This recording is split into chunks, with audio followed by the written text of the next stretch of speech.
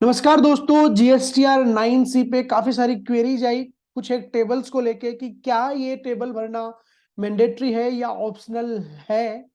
तो आइए दोस्तों, उन्हीं कुछ इंपॉर्टेंट टेबल्स के बारे में बात करेंगे जिसके ऊपर ऑलरेडी एक नोटिफिकेशन आया हुआ था, जिसके ऊपर ऑलरेडी वीडियो भी हमने बनाया हुआ था, लेकिन फिर से एक बार रिवीजन के तौर पे आप लोगों के लिए ये वीडियो लाके मैंने कोशिश करी है कि आपको उन टेबल से अवगत कराऊं जो शायद अभी तक हम नहीं भर रहे थे, लेकिन अब हमें वो भरनी चाहिए दोस्तों। टेबल जिसमें सबसे हॉट टेबल है टेबल नंबर 12। जी हाँ, टेबल नंबर 12 पे मैं आता हूं, reconciliation of net input tax credit. Table number 12 ए में तो डेटा आपका ऑटो पॉपुलेट होकर आता है। 12 बी और 12 सी इंपोर्टेंट है। 12 बी बात करती है ITC booked in earlier financial year, claimed in current financial year, कि आपने बुक्स में तो पुराने सालों में बुक करी थी, लेकिन इस साल में 21-22 में, जिस साल की आप 9C भर रहे हो, उसमें क्लेम किया था आपने, वो डिटेल देनी है। आईटीसी बुक्ड इन करंट फाइनेंशियल ईयर, आईटीसी तो आपकी इस साल की है 21-22 की, लेकिन आपने उसको अगले फाइनेंशियल ईयर की 3B में क्लेम किया है। तो 12B और 12C से लेके काफी सारी क्वेरी आ रही थी कि सर क्या ये भरना मैंडेटरी है। तो दोस्तों जी हाँ, बिल्कुल ये मैंडेटरी है। नोटिफिकेशन आया था आपका 5 जुलाई 2022 को, नोटिफिकेशन नंबर 14/2022 सेंट्रल टैक्स। इसमें इन्होंने जो अहम बदलाव बताए थे फॉर्म नंबर 9C में, उसमें जो आपकी टेबल 12B और 12C है उसमें कोई बदलाव इन्होंने नहीं बताया। इन्होंने नहीं बोला कि वो आपके लिए ऑप्शनल है। इसका मतलब आपके लिए टेबल नंबर 12B और 12C मैंडेटरी है। ऑप्शनल कौन कौन सी टेबल है वो मैं आपको बता देता हूं दोस्तों।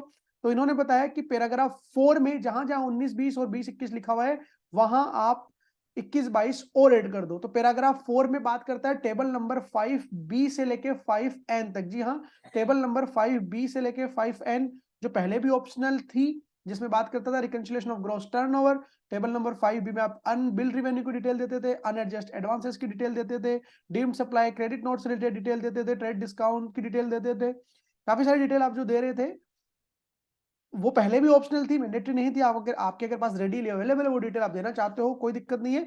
बट अगर आपके पास अवेलेबल नहीं है, आपको लग रहा है समय लग सकता है इसमें, तो आपके लिए टेबल नंबर 5B से 5N ऑप्शनल है। इसके साथ एक और टेबल है जिसके ऊपर हमेशा क्वेरी आती है कि क्या एक्सपेंस वाइज भी जीएसटी इनपुट की डिटेल देनी है, जो हमें टेबल नंबर 14 में देनी होती है। जी नहीं, ये भी फिलहाल 21-22 के लिए आपके लिए ऑप्शनल है। तो ये कुछ एक इंपॉर्टेंट चीजें थी जो जीएसटीआर 9 में सबके लिए कंफ्यूजन बनी हुई थी। तो रिवाइज वापस से मैं आपको बता देता हूं, टेबल नंबर 12B 12C। जी हाँ, बी और सी, 12B और C मैंडेटरी है, बिल्कुल देनी है। जी हाँ, बिल्कुल देनी है। इससे अगर नहीं दो तो क्या होगा, हो सकता है दोस्तों आपने जो इनपुट अगले साल क्लेम किया होगा, आपने जीएसटीआर 9 में डाला होगा, लेकिन 9C में उसको नहीं डाला, तो डिपार्टमेंट उसको डिसलाउ कर दे कि भैया आपने 9C में तो नहीं डाला है वो इनपुट, तो हम तो नहीं मानने वाले हैं कि आपने 21-22 का कोई इनपुट 22-23 में लिया या 20-21 का कोई इनपुट आपने 21-22 में लिया है। तो ये डिटेल आपके लिए डालना इसलिए जरूरी हो जाती है जिससे स्मूथ फ्लो ऑफ आईटीसी आपके लिए बना रहे।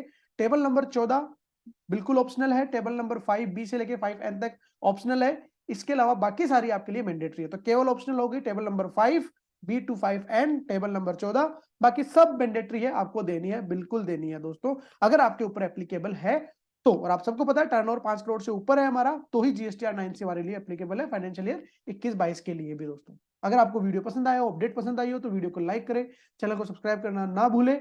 जल्दी मिलेंगे किसी और इंफॉर्मेटिव वीडियो के साथ, किसी नई अपडेट के साथ। Thank you so much. जय हिंद, जय भारत।